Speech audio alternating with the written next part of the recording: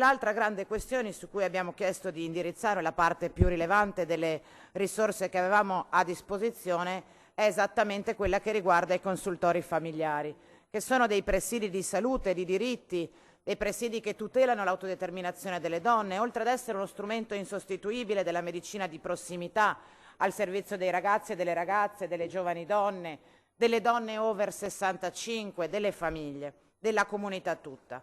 Abbiamo scelto di investire queste risorse sui perché pensiamo che attraverso questa scelta proviamo a realizzare la scommessa di rilanciare a 50 anni dalla loro istituzione un presidio fondamentale che troppo spesso negli ultimi anni è stato dimenticato tra i servizi per i cittadini.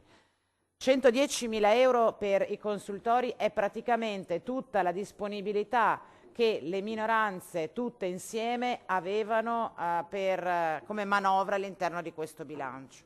Voglio anche rivendicare il lavoro che insieme tutti i partiti di centrosinistra, uniti non solo come cartello elettorale ma anche sul piano politico, hanno deciso di puntare condividendo la priorità di questo obiettivo.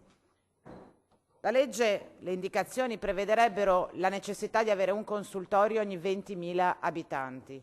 Soltanto 3 regioni in Italia rispettano questo standard. In Veneto ce n'è uno ogni 40.000, quindi quasi la metà di quelli che sarebbero necessari. Molto spesso le equip sono incomplete e i servizi erogati non sufficienti ai bisogni delle famiglie e delle ragazze e delle donne.